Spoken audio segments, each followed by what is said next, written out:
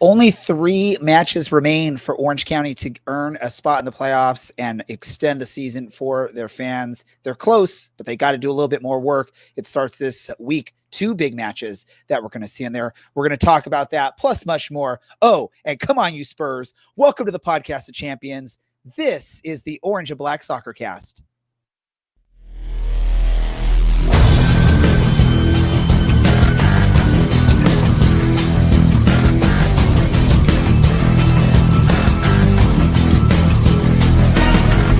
This is the Orange and Black Soccer Cast, the first and only podcast dedicated to Orange County Soccer Club, its fans, and supporters. Follow us on Twitter at OCSC_SoccerCast or on Facebook at Orange and Black Soccer Cast.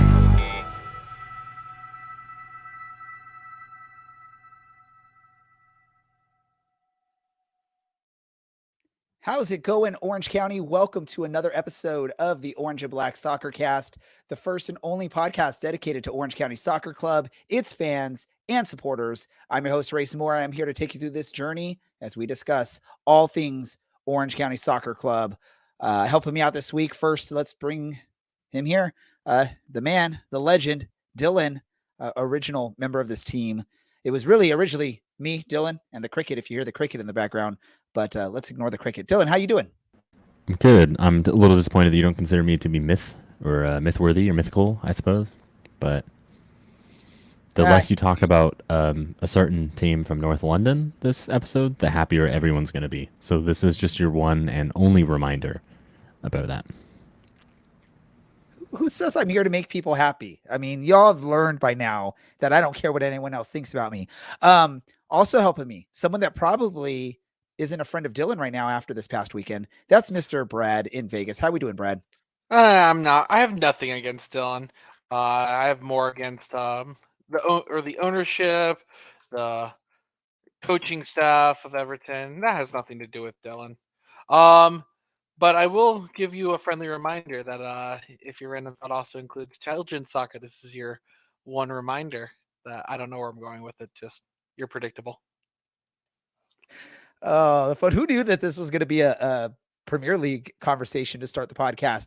We have one other person here helping us out today, and that's Mr. Greg. Greg, welcome to the show. First time. We're glad to have you on. Hello, glad to be here. Yeah, wish we came out with 6 points instead of the 1, but yeah, glad to be here. Yeah, and share with our listeners that maybe aren't familiar with who you are, Greg. Share with them. Let us know. Oh yeah, I just started watching Orange County just this season. Actually, I found the team in like January, and I've watched every single game since then. And I had a Ducks account on Instagram, and I changed it to Orange County SC, and that's where CLC invited me to stand with them. And honestly, best fan experience that I've ever had in my life. So couldn't be happier. That's a big reason why a lot of people become Orange County Soccer Club fans is because of CLC and the work they do and how friendly they are. If you're watching the live video stream or recorded version of the stream, you can see the Instagram page there. So basically, Greg covers the sports that happen here in Orange County, whether it's Ducks, Orange County Soccer Club, Angels, whatever other interesting things are happening for Orange County sports, which is really cool. It's really cool to have that type of coverage because sometimes Orange County gets pushed aside for the bigger LA market. And unfortunately, we share with LA a lot of stuff. So let's get into some conversation. So really quick, we've got a lot to cover. First and foremost, this past weekend, Orange County traveled out to Phoenix to try and earn a result. And they actually got a result in Phoenix, although maybe a little disappointing that they couldn't hang on to the 1-0 victory. But they still come home with a point. It still helps them in their playoff hopes for this season.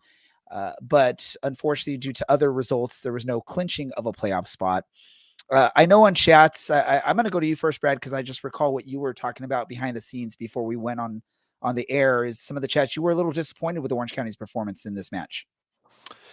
Yeah, unfortunately, I think Orange County was the better team in this game, but towards the end of this game, it was kind of obvious that this team wasn't match ready or fit or something for the full 90 minutes, in my opinion.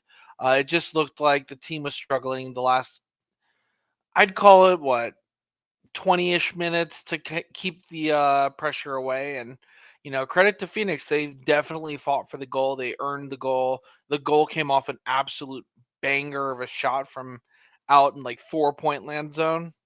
But Orange County had their opportunities, couldn't finish them, and lost the game as a result, or felt like a loss after giving up an 84th minute late goal.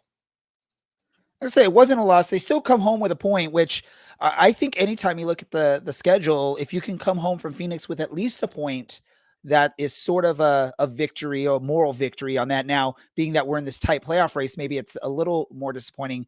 Dylan, are you okay or satisfied with a 1-point result away in Phoenix, or are you disappointed that Orange County didn't come home with the full 3 points? It's disappointing because we were leading, and I think we were the better team. Obviously, we shifted to that back five at the end, and they beat us with a worldie that doesn't go in all that frequently. So disappointed not to get the 3 points, but we were much better than we were last week, and I think that's a lot of what we talked about last week was just let's forget about it and move on, and try and make it right next weekend. It wasn't perfect, but we limited them. I mean, their chances overall were not ideal, and we limited them to just a few. To quote what our producer brought up, and now, of course, as I say that, I blank it, but it's not bad. It's not bad. It's you win home, you draw away, you do what you can. The old model from Alan Underwood. If you can draw away, win at home, that's a successful result, right? And against a team like this, that's actually been quite good. And a certain someone who we probably all expected to hear, I'll just say his name, Danny Trejo. And instead, all we heard was Danny Trejo not doing anything, or Danny Trejo being dispossessed. That's exactly what we want to do against a guy that is that hot, is just shut him down.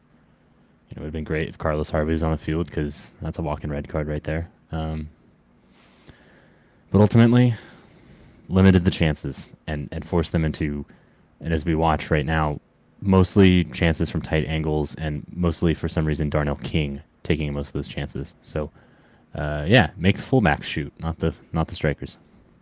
Maybe it was the wrong Danny Trejo. Maybe it was the other Danny Trejo that suited up for this match, and that's why he's looking very good and very young. So whatever he's on, I want some of that. I'm gonna go to you, Greg. As we're getting to the point where Orange County scores a goal off a really nice shot from Alosky. What did you think of that shot from Milan? I thought the setup by McNulty was actually the most impressive part about that play. He backheeled it to Brian, and Brian lost it a little bit. And with a little bit of luck, the other teams just pretty much passed it right to Milan, who just hammered it home. So yeah, that was pretty good.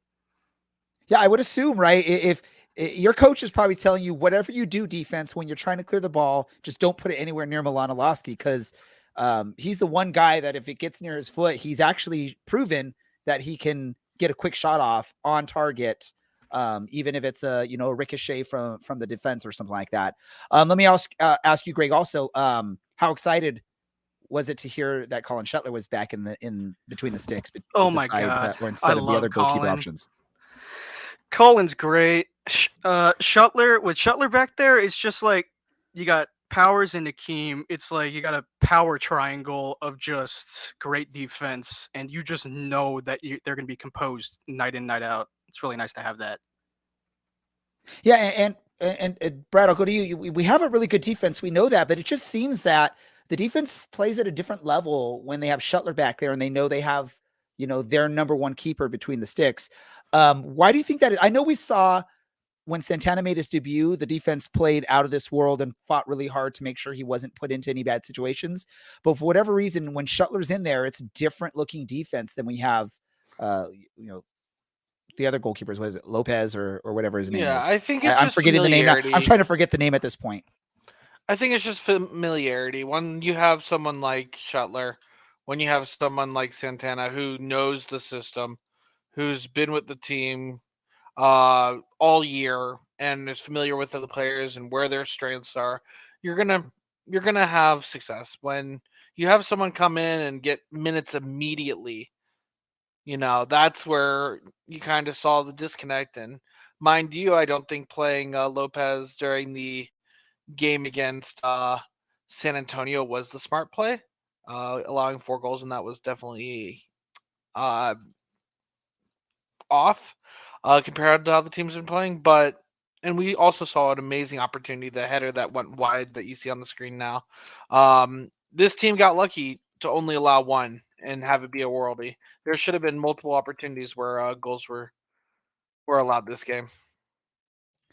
Yeah, obviously, it wasn't Shuttler's greatest performance, but he did what he had to do in his stuff there. And obviously, also when you've been sitting for a few matches, it's difficult to just jump right into the action. That's one thing with goalkeepers is you don't see the rotation in goalkeeper as far as mid match. Let's bring in the backup to give him some minutes and get him some action. Right? It's pretty much you're either on the bench or you're between the posts. So when you get called to go in there and you haven't played for a while, it's hard to get that going again. Typical, we were watching there on the screen just a moment ago, typical Phoenix, Orange County, a little bit of chippy action there, Dylan. What was your thoughts? How would you rate this compared to previous matches between Orange County and Phoenix, and the tension, the chippiness, the aggressiveness between the two teams? How would you rate this one? I believe it was Robbie Kiernan that one time raked his boot down someone's calf. And then there was some pushing and shoving amongst him and Aiden Quinn and a few other guys. This wasn't bad. Milan can consider himself very fortunate to have not been booked very early on for blasting a ball off of another player's face at point-blank range. We saw a certain Phoenix player get sent off for doing that last year. I remarked this on Saturday night, but it just feels like this rivalry doesn't really have the same vitriol that it had a couple of seasons ago. Obviously, both teams have been underperforming in recent memory. I think part of it is there's been a lot of playing staff turnover, and at this point, management turnover at both clubs as well. You kind of had that Chance-Cloutier matchup for the longest time. Then you've got New Mexico showing up. You've got San Diego showing up, and both of those I think just kind of took away from what was always going to be a contentious thing. Now that being said, if we're both at the top of the table like it was 2018, you'll probably see even 2019, you'd probably see more matches like that, but just falling flat a little bit these days, and I'm okay with that because we're better than Arizona. There we go. And we're looking at the standings on the screen, right? Currently, Orange County sitting in 5th after the results from this match. I don't know. Has there been any change since then? I can't recall. But there is the game in hand for Orange County with Phoenix, which is helpful there. They're both even on points, so Orange County has the advantage there against Phoenix to at least potentially move into a home playoff match and get one extra home match at minimum for the fans, which would be an amazing thing to have there. Greg, let me get you your overall impressions of this match. Did Orange County meet, underperform, or exceed expectations in your mind for this match? Honestly, based on our form recently, they met my expectations, but there are positives to draw from this match. I think Bryce Jamison, ever since he's come back from international duty, he's looked extremely confident and comfortable with the ball, just whipping balls in left and right. And he's taking shots too. I think Kyle Scott looked really good that game. And aside from the positives, Phoenix really killed us in transition, especially our midfield. And like you guys said, we were lucky to get out of that with a draw. Like, our backline and Akeem and Powers probably held down the line there.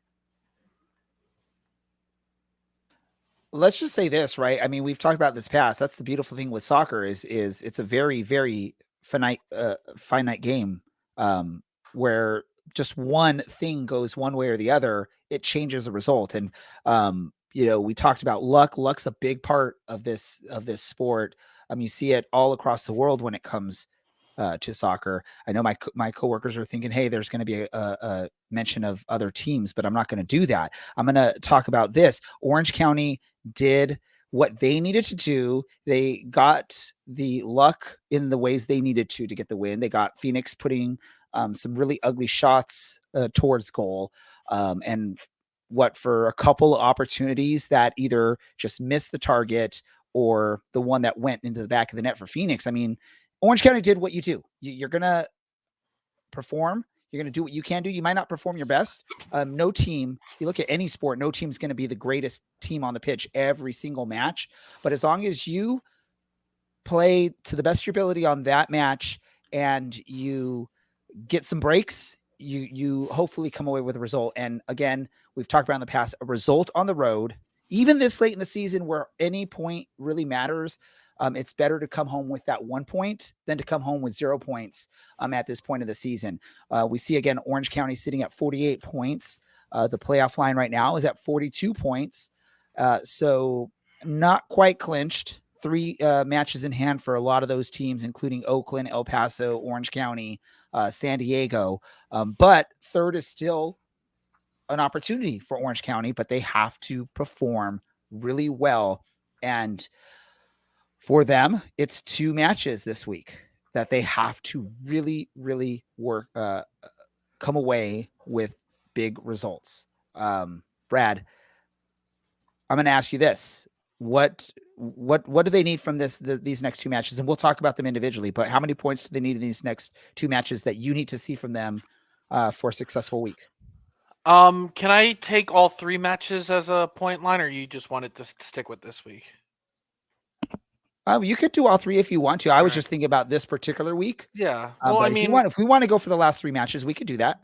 I'm not stuck on this. So what I'm going to say is Orange County needs 4 points and at least one of those victories to come against either one of Oakland or Monterey Bay. And I'm only saying that because both those teams are at the playoff line. They are the playoff line at 8th and 9th. And if Orange County wants to make the playoffs as a seed that is not 8th, they need to win.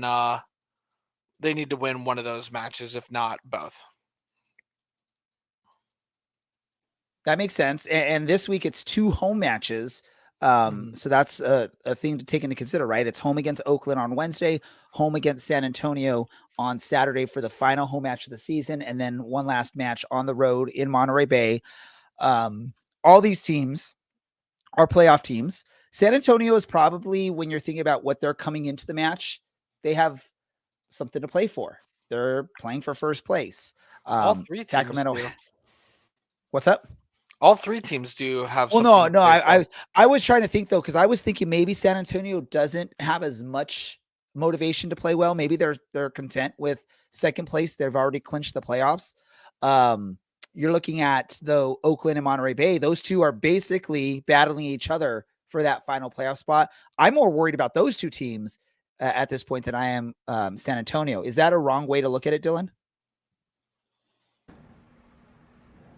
I think this is I can't believe I'm struggling this much with this question, but I think I made it hard for Dylan. I think ultimately you just kind of ignore what everyone else is doing. And I can't even fathom trying to answer this question because I think it is just down to focusing on what we can do. And you get the points where you can get points. And you try not to worry about, well, they're 7 points up, but there's 3 matches left, so we could catch them. Well, they're probably going to get a point or 2, even with the match in hand that we've got. Yeah. Don't worry about that. You show up, you try and get a result. And we discussed this ad nauseum when the playoffs happen. But you try and get a home. Sorry. After July, you're disappointed. But if you look back on where we were in April and May, you're ecstatic that we are in this spot where playoff control is in our own destiny. Like, we control our own destiny. Oh, yeah. Yeah. And I had this thought last night was, it was kind of doom and gloom, and I figured it would be kind of doom and gloom about this match against Phoenix. But 4 months ago, do you think this is a 1-1 draw on the road? And I understand that a week and a half ago we lost 4-0. Like, it's not ideal, but I things think have you're been really excited. bad. Yeah. I think back And when it was poor form, you're excited with a 1-1 draw against Phoenix at this point of the season, yeah, we and didn't with the lose. thought that Brad's saying, you're in playoff and you're in control of your first round destiny in the playoffs at this point. So, Which with I don't that in think. mind, we control our destiny. And I think that's where it begins and it ends. And you can only do that 90, 95 minutes at a time. And it's just showing up and saying, hey, what do we have to do to beat Monterey? What do we have to do to beat So, Oakland? And going from so there. the important part of this is let's focus. The team needs to focus on this Oakland match midweek. It's always tough. It ruins your typical training session routines and all that stuff. A midweek match, but I'll ask you, Greg: are you at all worried that Orange County, although we know Oakland's coming to this with something to fight for, right? Are we at all worried that maybe the team looks ahead past this in looking more at revenge for San Antonio, or are you confident that the club goes into this Oakland match focused on Oakland, not even worried about San Antonio until after this match? What do you think, Greg?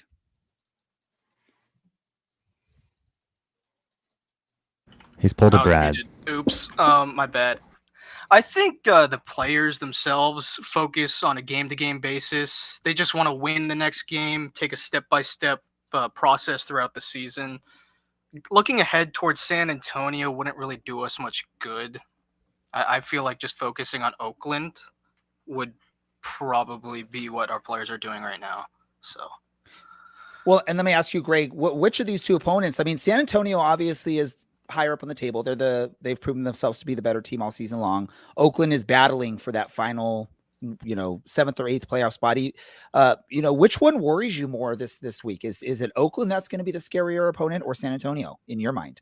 Honestly, even though San Antonio is higher on the table and they did beat us pretty badly a week and a half ago, I'd say the Oakland match scares me a little bit more because looking at their form, they haven't had much success recently, and they're going to be trying as hard as they can to stay in that playoff spot. So you're going to expect a tough game from them. Yeah, I'm sort of on your side with that, Greg. I'm more worried about that Oakland match, and it's not just strictly with they're just going to be out there trying to win harder. I'm worried. I mean, this is sort of like at the point for them. This is do or die for those teams in the 8th, 9th, and 10th spot. You need to win. You need to pull out whatever you can to get a win. I'm worried about there's going to be a little bit more scrappiness from Oakland, and then maybe even that final match of the season against Monterey Bay. And we all know what happens when there's this scrappiness. There's going to be some dangerous tackles. There's going to be some dangerous collisions potentially. That's what scares me most against the matches against Oakland and Monterey Bay coming up. I think San Antonio, it's going to be more of a clean match. I think San Antonio, honestly, I think they are comfortable. If they finish in second, I think they're happy with that coming up. Obviously, it's out of their hands because if Sacramento wins out, they're not going to have a shot at first. But I think San Antonio would be fine being at that number 2 spot heading into the playoffs, as long as they can stay healthy and as long as they can, get some decent results or decent performances from their teams. It's those teams at the bottom that are scrapping. Brad, what should we be worried about Oakland heading into this match? Have you checked out Oakland at all recently? I know you've watched some of their matches. Not super recently, but I mean, Oakland's always been a good team. I think right now they are slightly scarier than Monterey Bay. Monterey Bay, if you remember, started off very strong before having a miserable time after that July 1st game versus us. Oakland, I feel, has had the reverse trajectory where they started off strong, had their lull point, but now we're catching them and they're playing really well again. Someone remind me if I'm wrong, but I believe that Oakland is on some sort of winning streak right now, or a non-losing streak, or at least up until recently. Well, they did draw at the weekend, and Mhm. they They drew also against Monterey Bay. They lost to Tulsa. they're not doing great, Brad. I Unfortunately, you are believe wrong. they haven't won in 5 I will games. be wrong. They lost to Tulsa, and before that they lost to Vegas. And then before that they lost to Sacramento, and before that they lost to Louisville City. I will Imagine be losing to Sacramento. Imagine I just said everything I just said in reverse, where I said that Oakland's on a losing streak and they're currently in their lull. Yeah, imagine I said that. I don't know who I was referring to earlier, but it was not Oakland. Hey, it's all good, Brad. It's not like this is like recorded forever for people to hear how big of a mistake you made. It's okay. It's not like anybody actually tuned in after Ray's intro. Like, no one's I listening just to this butchered podcast. the show from No that. one's Is what heard you're this. saying, Dylan? Yeah. Is there anything about Oakland that it scares you, Dylan? Besides the fact that they're gonna be battling for playoff position that's the biggest threat right now, right? Yeah, I mean, we're acting like they have more to play for than us, but I don't think that's necessarily true. They'll obviously want to make the playoffs. Every team obviously wants to win every single game, but I think part of it is that, like, Blanchett is one of the league leaders in saves. Typically, when that happens, teams are a little less defensively oriented, and I worry about us maybe just getting caught in possession and maybe conceding on the counter. So ideally, we hit them for a couple early or something, and we can kind of just sit back and force them to be open. But yeah, I think most of my worry is just about maybe playing down to their level. And I say that with as much respect as I can muster here. I think they're a good team. I just think we tend to make things as hard as possible for whatever reason. And now's not the time to be doing that. I mean, this is a time to score a goal or two and just try and see out a match, which is what we almost did in Phoenix. So, producer Andy threw a question into the chats, and the real question: which team does USL headquarters want to win this match? Oakland versus Orange County. Well, one of these brands. Sorry, did I say brand? Oh, well, there's my answer. All right. Let me go to you, Greg. What do you think? What do we need to see out of Orange County to maybe in the first 15, 20 minutes to be confident that they're going to come away with full 3 points in this match against Oakland? I mean, an early goal is always nice. Stopping Johnny Rodriguez, that would be a good start too. I see he's their top scorer this year. He's got 12 goals. And just overall, having confidence in the way you play. Recently, we haven't had a very good build-up. It's been kind of incohesive. So fixing that would be nice. And yeah, again, just getting an early goal would be perfect. Maybe even 2. It'd be beautiful if we can get back to the Kyle Scott, Kevin Partita sort of dominance in the midfield that we saw during that run when they were on that nice winning streak or unbeaten streak. Because those two were a big, big part of why the team was so successful during that run. I think with some injuries or some potential sittings or benchings because of yellow card accumulation or worries about that, or maybe even, just rotation there. I think that consistency that was happening in that midfield sort of suffered a little bit, and it's been noticeable. Like you said, Greg, and I can't remember. I think it was Brad was talking about, one of you were talking about the midfield sort of collapse this match, or lack of dominance that Phoenix was sort of dominating that midfield. That was Greg. Sorry, Greg. I was giving the credit to Brad there. Yeah. But it's something that I'm hoping we can see in these final 3 matches, right? We need to see who are going to be our 11, and let's get their confidence back. Let's get their, their what they were doing during that run back. And it's going to have to start against this Oakland match. It's, again, tough match against Oakland. But I guess, was it you, Dylan? Like that said, I mean, it's not like we don't have anything to play for. So, let's get into some predictions really quick, and then we'll talk about San Antonio a little bit more. So those that don't know, we do our prediction match or our prediction game for the season. And although she hasn't been on our show for a while, Taylor is sort of just dominating that, at least for us on the podcast. I know we got some fans that are doing really well on it as well. Brad, go for it. Yeah, I mean, Taylor's consistently getting her picks in, unlike some of my fellow co-hosts. Shout out to Ray and Dylan. One perfect score, 1-1 draw with a Milanolowski goal. That was Logan this past week, who I believe is close to catching up with the rest of the competition. Yeah, still Kayvon's in first, Haggis slightly behind, but Logan with 5 points definitely did a good catching up this past weekend. And we mentioned Logan. I think like GM Logan or whatever he is now, right? He's actually like making some soccer moves in the soccer world. So congrats to you, Logan, for whatever you're doing. I believe it's with LA Force or something like that. I don't know. Dylan, you might know more about it. Yeah, he's with LA Force, and I think the better question is to ask, what is he not doing? And I think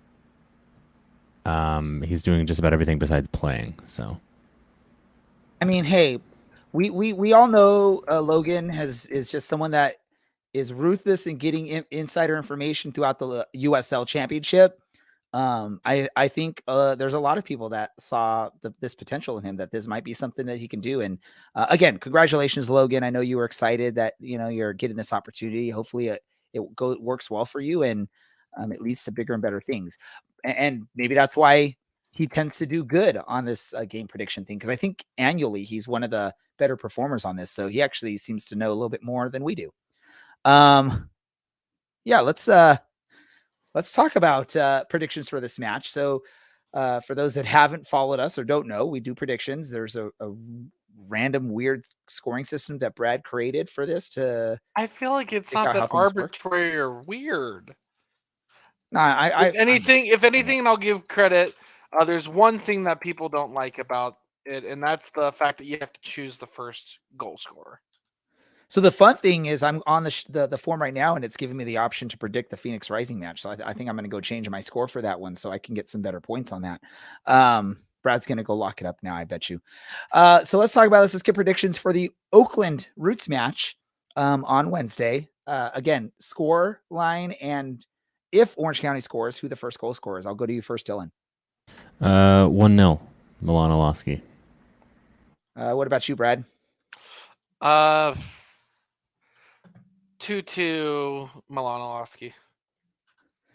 Oh, come on. You guys got to gamble a little bit more. Why do you have to pick Milanolowski for everything? Greg, what's your prediction for this match? I'm going to go 1-0 late goal by Mark McNulty.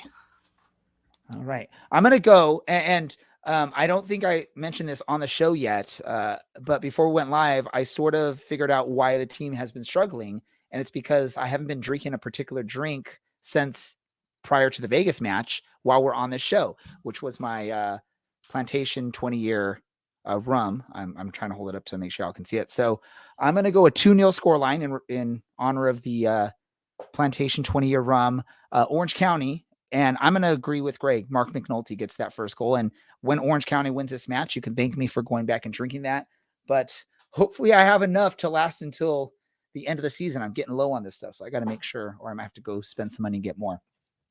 Get your predictions in, folks, so that Brad doesn't get upset that you didn't get your predictions in or make fun of you for not getting predictions in, and thus your scores are low. I don't know if Larry's still doing his 2-0 for the other team thing, or if he's abandoned that because they've been struggling, or he's just not submitting it anyways. But Larry will somehow let someone know what's up there. Let's move on to San Antonio. Orange County, fresh in the minds of Orange County players and Orange County fans.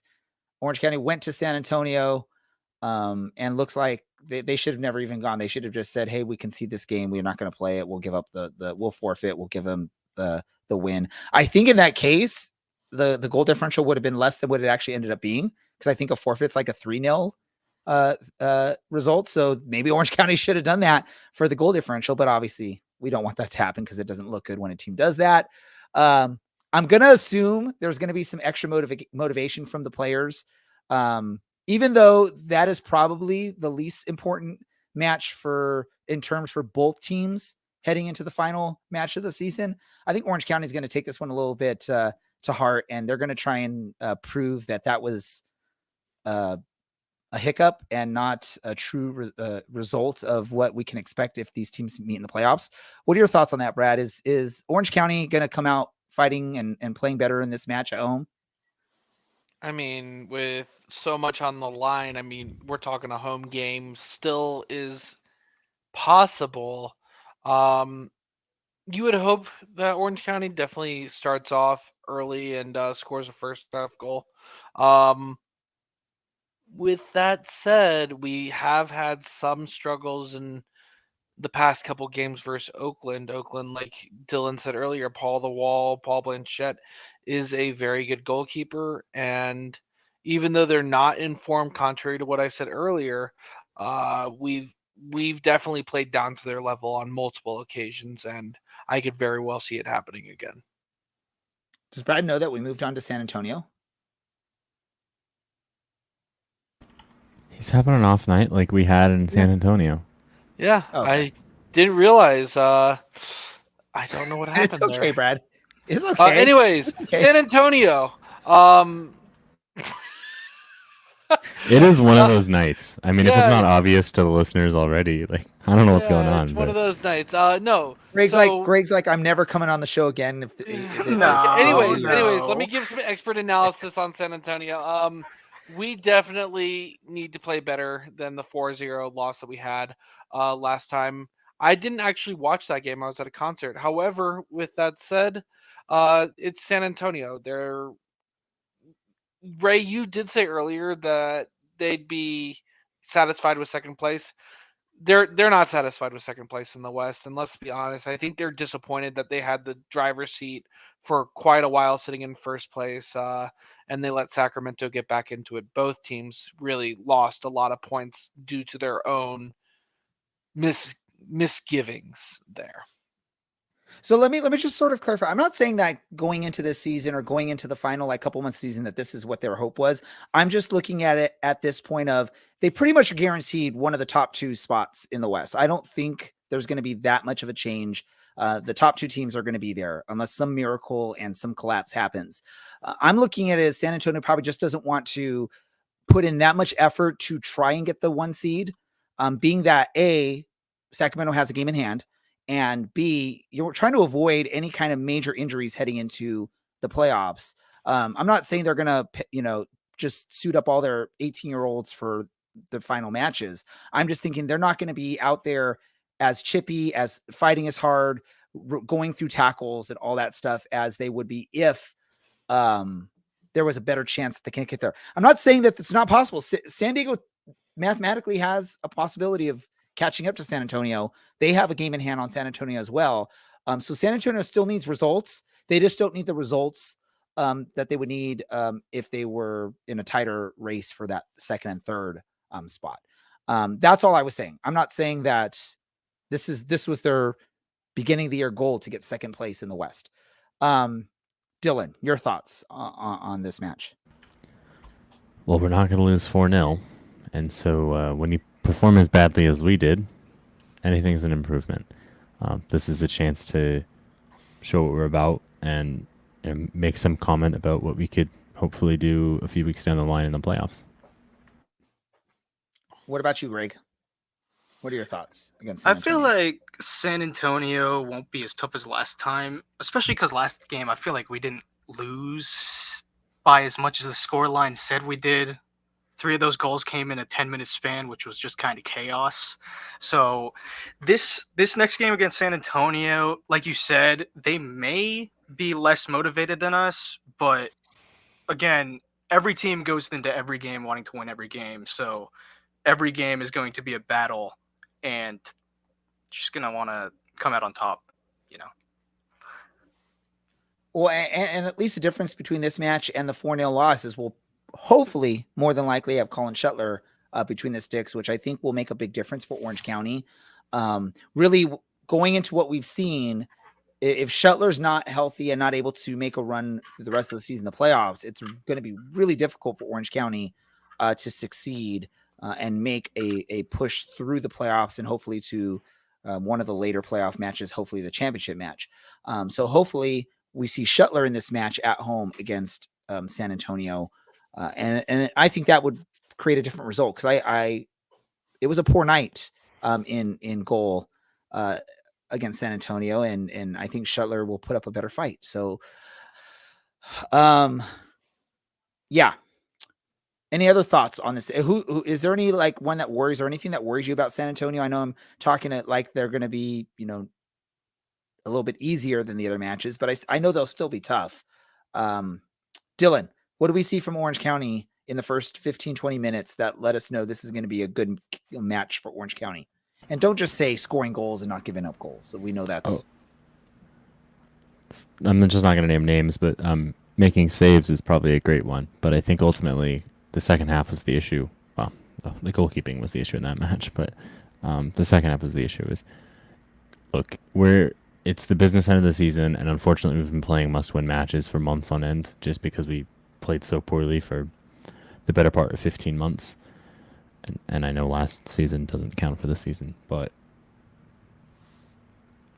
these aren't games where you can go 2-0 down or 1-0 down in 90 seconds and go, well, it's time to pack it on up, because we did that at the tail end of 2018, and still probably the most disappointing match I've watched this team play. You have to have some fight in you. I think the team was reminded of that probably after the last San Antonio match. And like I said earlier, this is a chance to make amends for what happened.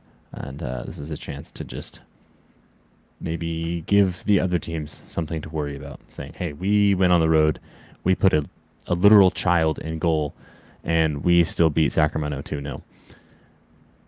Look what we did to San Antonio.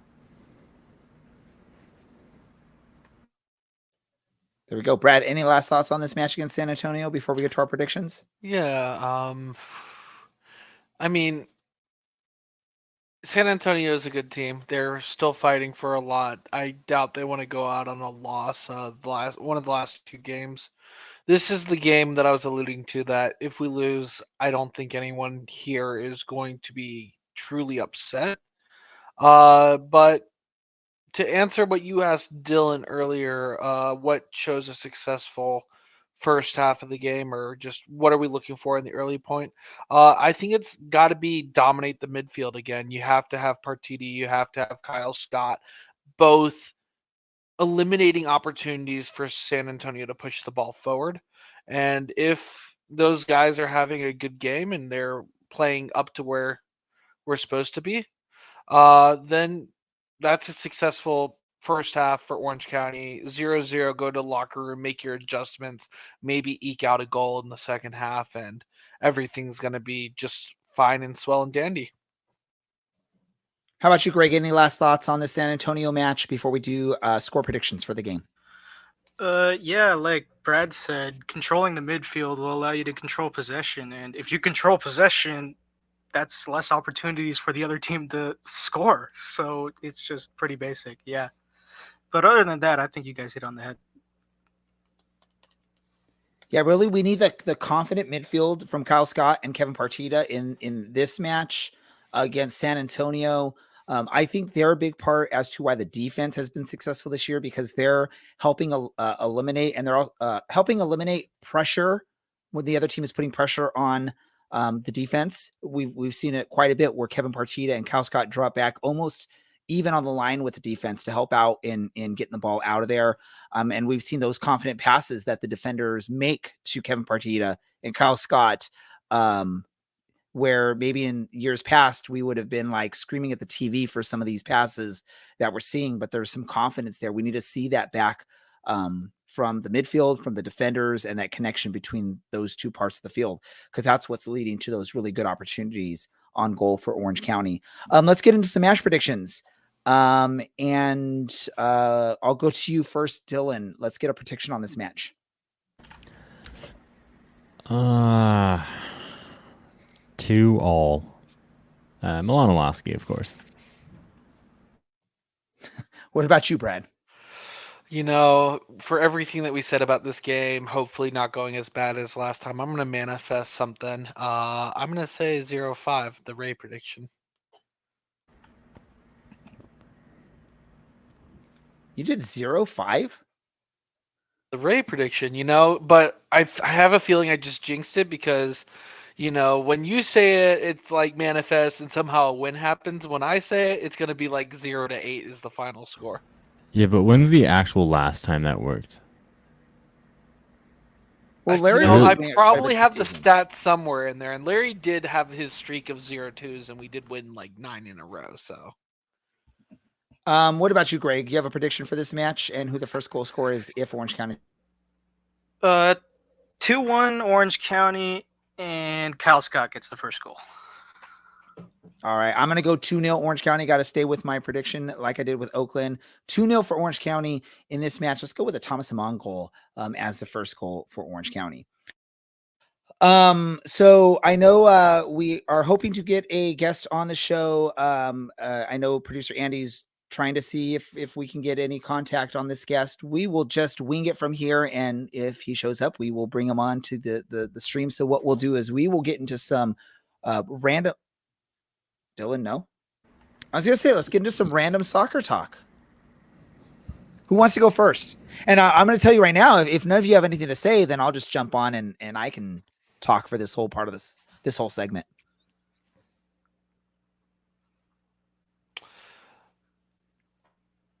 I guess no one wants to talk about any other soccer stuff. It doesn't have to be anything. It doesn't have to be about, what's on my background here. It could be anything. But if you don't want to, go for it. no, right, I think you've earned at least like 30 seconds. Just have at it. I'll speak No more for than both. no more than think he wants 60. to talk about it. No more than 60. Just get it out. All right. I'm going to get my random soccer talk in right now. My boys' U12 team had 2 games this weekend. They won the first game. They drew the second game. And they are still undefeated in the league. So we're still excited about that. And they beat one of the better teams in the league. Or not, no, sorry. They drew against one of the better teams in the league, but we should have won.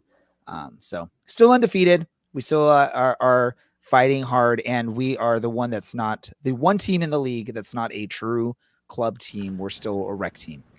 So, Dylan, what about you? Any random soccer stuff you want to talk about? yeah, I actually just want to interview you about this really quickly. Orange County obviously drew at the weekend. About 14 hours later, a few Smithics and a couple karaoke songs later, your literal boy went out and his teammates drew 2-2. Which one was more disappointing?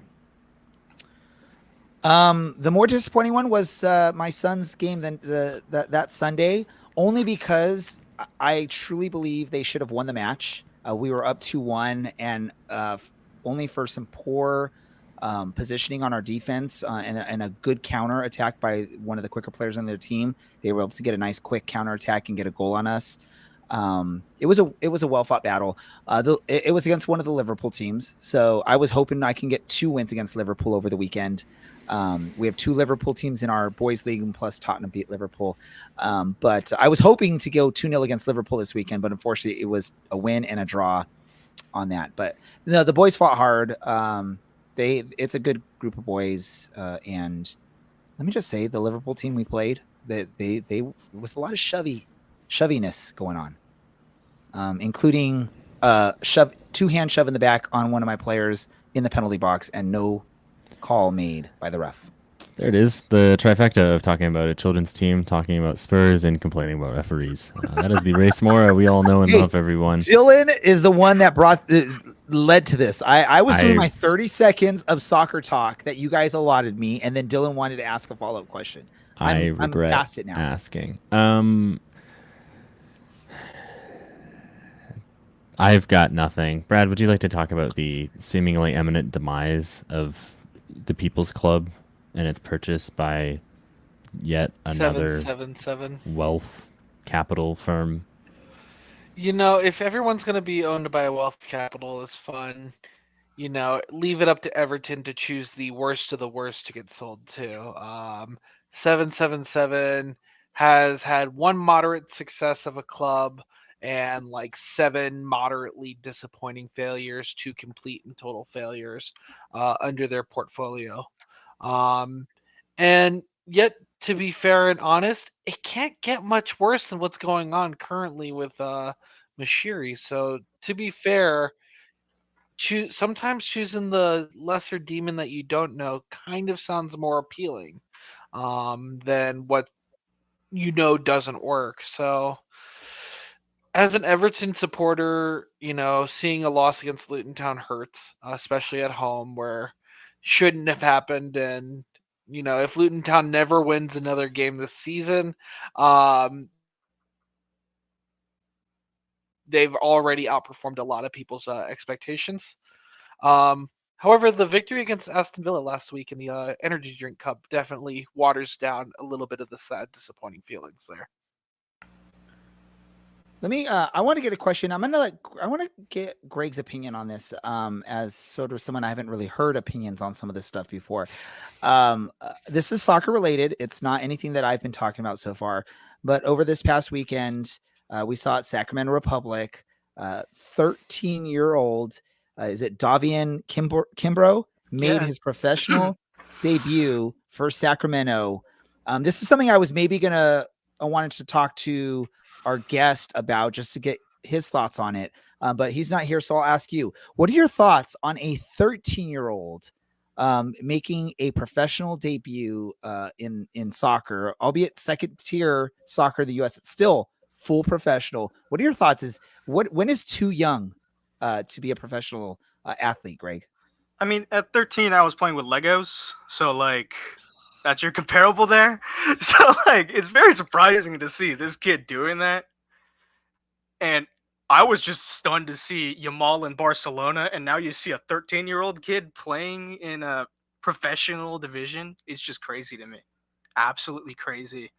Like, he's got pre-algebra, and then he's got a game after that. That's pretty crazy to me.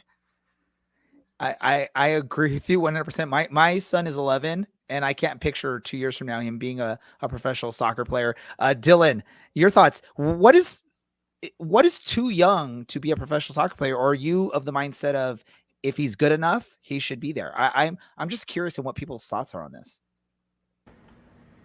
I always thought that we were like 100 years past child labor. And if I were to make a book reference here, maybe like The Jungle, it's not exactly relevant, but yeah, what was I doing at 13? I think I just finally stopped playing with Lego, but I mean, let the guy be a kid. Realistically, there's still a lot to play for. Like, this isn't a team trotting out a kid at the end of the season for 30 seconds. Like literally in the last match that you'll see occasionally, it feels not great to me, and it felt not great about Francis Jacobs as well, where it's just like, are we just doing this for the media side of things, like to set a record? Because like ESPN FC will pick this up, and then like some random European is going to retweet it. Fabrizio Romano is going to, here we go, next thing up, my unborn child signed to a professional contract with I don't know who signs young players, like probably Brentford or something. So I feel like we've reached the point where we've like kind of tipped into ridiculousness, but maybe I'm just being a hater. Brad, I know you wanted to chime in. Yeah, I feel like 13, like, first of all, credit to the kid. He had a touch that like was kind of pretty impressive for someone of his age playing in a grown men's professional league. So clearly the kid has promise. He's not just like the owner's kid or friend who impressed in one club league game. However, at what point does it become we play young kids for the gimmick of saying that they were the youngest to ever do it versus the merit of them being there? And not that Davian, however you say his name, doesn't deserve to be signed somewhere or to be playing. Like, he's a kid still. I mean, he's choosing to do this. It's a choice to play in a professional league. Like, nobody slavery's a 13-year-old kid in a grown men's league. But I feel like at this point you're just trotting out a kid because you want to have a record. And hopefully that's not the case. Hopefully he ends up going to do amazing things in his career, because I want to hear all the success stories in the USL and all these kids going and playing in Europe. But he's 13. Come on. Yeah, I mean, this was something that when Francis Jacobs was signed by Orange County that I didn't really think about until Brendan Cloutier brought it up and said he doesn't come into the locker room. He trains with the team, but he shows up after everybody else trains and goes home. There's no locker room. There's no hanging out with guys that are, and Orange County generally tends to be a little bit younger, 10 years older than you, maybe on average. Roro Lopez is 36. There is a massive age gap there, and it's not as problematic, but there is a weird level of like he is always going to be on the periphery of things by nature of literally being a child. And is it great to subject the child to what is literally men's football? Is it great to subject a child to this level of work instead of like and the specialization at 13? Like obviously the cultural, he should not be hanging out with people that are 10 years his senior. There's so much developing that he's going to do in the next year, 2 years, 3 years, 5 years, 10 years for him to be at a point like that where, there is a significant age gap there and maturity gap between Bryce Jameson and this kid. So it's weird. I don't know, Greg, if you have any last thoughts on this topic, and then I'll throw in my last comment, and then we'll get to our random thoughts. Yeah, my last question is, what's the legality of that? Like, is that even allowed? That's where I was gonna bring up like sort of this question, and I'll leave it as more of questions so people can debate this, talk about this. Is just sort of, we all know there's like work labor laws for child labor and certain ages. I think sports fall in a different thing because it's more of a contracted worker type thing. I don't know how that works, but here's what scares me about it a little bit is I don't know Kimbrough. I don't know him personally. I've never talked to him. I don't know if it's like this Todd Marinovich situation where it's like parents just like working a kid out his whole life to become a professional athlete, or if this kid truly loves the sport and this is his decision. And what kid at 13 can make a decision this big on their own? There's probably, talking on all sides of what he's hearing and all that stuff. When does child endangerment become sort of a conversation on this? Because you're putting this guy in there, like Dylan said, with 36-year-old men who are going to come in sometimes studs first or come in with hard tackles, and you're putting a kid's health at risk in some of that stuff. And it makes it very, again, as a father of an 11-year-old that plays soccer, it's scary when you see 11-year-olds against 11-year-olds and what they're doing, let alone these grown adult men, which makes it a little bit scary there as well. Those are just some thoughts I had on that. Dylan? Not to talk about this forever, but Ray, child endangerment is anytime you're driving with kids in the car. Second off, I feel like maybe we're being harder. Like it sounds like we're being harder on the kid, and I think the issue is actually at the club level. If you offered me a contract to do literally anything that wasn't be in 9th grade at 13, I would have bitten your hand off for that opportunity. At some point, I think either the league or the federation, not that laughable that either of them would do this, but step in and say, hey, there's a framework for this to make sure that these literal children are being taken care of emotionally and physically, because so much of youth development it's obviously about training and developing skills, but it's also about growing and maintaining like a healthy relationship with the sport and people around you. And navigating that is, we see people who are much older than that be taken advantage of by clubs all the time. There's not a framework for that here in this country. There's, so much of this path work and this pathway is so new that I think that's where my apprehension comes about it. And it's not about whether or not he's capable, because he probably is, but like his long-term development and his health. And at some point there has to be some regulation about not giving jobs to literal children. And it doesn't matter if it's like an academy job or something, but like there should be a minimum there. Brad, quick last thing, because I saw you putting your finger up, and then we'll move on to our random thoughts. And I think you're muted, Brad. I'm muted. At the end of the day, he's a kid literally living the dream that kids his age are dreaming while he's still dreaming it.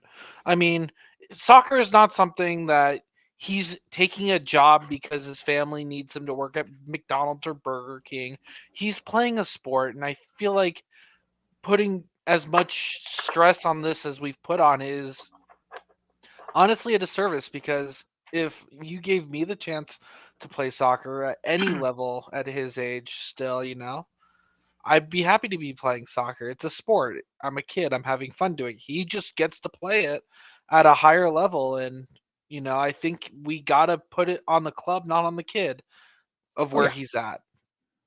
Well, not just the club, even just like Dylan was saying, the regulators of the sport need to do a better job of keeping safety. Let's get to our random thoughts so we can wrap up this show. I'll just throw my random thought out there really quick so you guys all have preparation for yours. When I was 13, I was riding my bike to Kmart to look for CDs. Dylan, what's your random thought? I'm just gonna have to sit on that one for a second, but yeah, I'm fresh out. Right. You know what? Actually, I'm gonna take this time to ask if anybody has any karaoke song recommendations. Generally, as a talentless hack, the funnier the better. You know where to find me. Thank you. Yeah, because you're on social media, Dylan. What about you, Brad? Well, because I'm holding in my hand something with a good karaoke song. I found what is a grail album for me, Six the Grand Illusion. It's my dad and my's favorite Styx album. Dylan, Come Sail Away. Please do that at your next karaoke outing. I think that would be a crowd pleaser. Greg, random thought from you. Yeah, my random thought is that my karaoke song, my go-to, is Tequila. It's very easy. The easiest of the karaoke songs. I kill it every time. Yeah. It's a tough one to mess up. For those of you that were tuning in to hear from our scheduled guest, unfortunately, we don't know what happened. We will work maybe to reschedule and get him on in future time. But that special guest, or the guest tonight, was going to be Coach George Kuntz from the men's team at Cal State Fullerton.